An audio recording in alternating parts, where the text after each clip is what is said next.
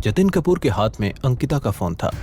तुझे क्या लगा सानिया को हेल्प मी मैसेज भेजकर बच जाएगी? तो भेजना ही था तो अभय को भेजती, वो यहाँ आता, फिर उसकी 2-4 हड्डियां में तोड़ता, सारा मूड खराब कर दिया।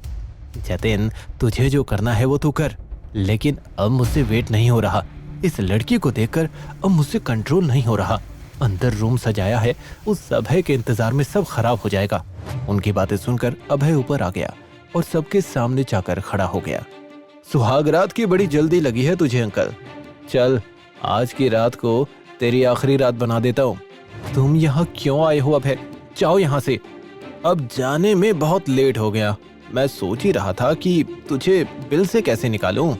अच्छा हुआ तो खुद यहाँ आ गया। अभय ने चारों तरफ देखा तो जतिन के आदमी हॉकी स्टिक, चैन, रॉड, पाइप्स लेकर खड़े थे और साइड में बार टेबल के पास 2 आदमी बैठे थे, शेखर और बलबीर कपूर। बलबीर का फोन लगातार बजता जा रहा था। विशाल राठौड़ मुझे बार बार कॉल कर रहा है, पर आज मेरा उससे बात करने का मूड नहीं है। तूने मेरे भाई शेखर कपूर को ललकारा है, अब विशाल राठौड़ भी इसमें कुछ नहीं कर सकता। आज तो खून बहेगा। अभय को जाने दो प्लीज, तुम जो बोलोगे मैं वो करने के लिए तैयार हूँ। ये सुनकर शेखर की आंखें चौड़ी हो गई।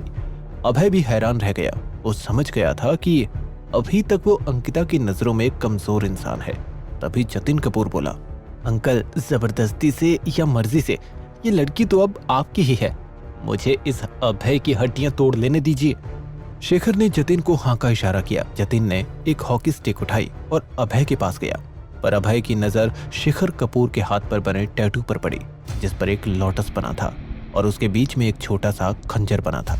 आम लोगों के लिए ये एक नॉर्मल टैटू होगा, लेकिन अभय उसे देखते ही पहचान गया था। ये एक mysterious killer organization red rose red lotus का साइन था। इसका मतलब शेखर कपूर वेनम ग्रुप से था। वो ग्रुप जो बड़े बड़े बिजनेसमैन, पॉलिटिशियंस, पैसे वालों और सेलिब्रिटीज को किडनैप, ब्लैकमेल करने और मारने का काम करता है। 3 साल पहले इसी ग्रुप ने विशाल राठौड़ की सुपारी दी थी। अभय, तूने इन्हीं हाथों से कशिश को हक किया था और मुझे मारा था, तो इन्हीं को तोड़ने से शुरुआत करता हूँ। जतिन ने हॉकी स्टिक घुमाया और जोर से अभय को मारा, पर ये क्या, जो हुआ उसे देखकर सबके मुंह खुले के खुले रह गए। अभय खड़ा था और जतिन कपूर की शर्ट पीछे से फट गई। वो उछलकर पीछे दीवार पर जाकर गिरा। उसके मुंह से खून बहने लगा और वो जमीन पर एक लाश बनकर पड़ा हुआ था। किसी को समझ में नहीं आया कि अभय ने ऐसा क्या किया। बलबीर कपूर जतिन के पास भागा। जतिन, तू ठीक है ना? अभय, ये क्या किया तूने? कुछ नहीं, बस एक थप्पड़ मारा था, एक ही में गिर गया। और अगर तुम इसे अगले 2 घंटे में हॉस्पिटल लेकर नहीं गए तो ये मर जाएगा। ए, जल्दी से तुम दोनों इसे हॉस्पिटल लेकर जाओ, इसको मैं देखता हूँ। बलबीर ने अपने आदमियों से बोला और अभय की तरफ बढ़ने लगा। जतिन मेरे बेटे जैसा है और उसे मारकर तूने अच्छा नहीं किया। अब तो यहाँ से 4 कंधों पर जाएगा। 4 कंधे? इतनी रिस्पेक्ट। रोने का मन कर रहा है। मौत की बात चल रही है तो मौत जरूर आएगी, पर तुम लोगों की। अभय ने आखिरी लाइन जिस तरह बोली, बलबीर को अपने दिमाग पर एक अजीब सा फोर्स महसूस हुआ। वो खुद को संभाल नहीं पाया और जाकर अपने पास वाली दीवार से टकरा गया। अभय ने उसे छुआ तक नहीं था। बलबीर मर गया था या जिंदा था ये बताना मुश्किल था। ये देखकर शेखर कपूर को पसीने आने लगे। वो समझ गया था कि उसके सामने खड़ा आदमी कोई आम इंसान नहीं है और उससे लड़ना नामुमकिन है। कौन हो तुम? बताता हूँ, 1 मिनट रुक। अभय ने अंकिता की तरफ देखा, जो शॉक्ड होकर उसे ही देख रही थी। हालांकि वो पहले अभय के लिए डर रही थी, लेकिन जिस तरह से उसने एक ही पंच में जतिन को ढेर कर दिया था, उसे उस पर कॉन्फिडेंस आने लगा था।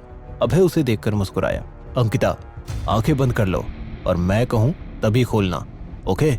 अंकिता के दिमाग में सवाल तो था, लेकिन उसे पूछने की उसकी हिम्मत नहीं थी, इसीलिए उसने अभय के कहते ही आंखें कसकर बंद कर ली। अब क्या करने वाला है अभय? क्या आगे आने वाली है और भी बड़ी मुसीबत? ये जानने के लिए देखिए बंदा ये बैड ऐसे का अगला एपिसोड सिर्फ पॉकेट एफएम के YouTube चैनल पर। और बंदा ये बैड ऐस के सारे एपिसोड्स को सुनने के लिए डिस्क्रिप्शन में दिए गए लिंक से डाउनलोड कीजिए पॉकेट एफएम ऐप।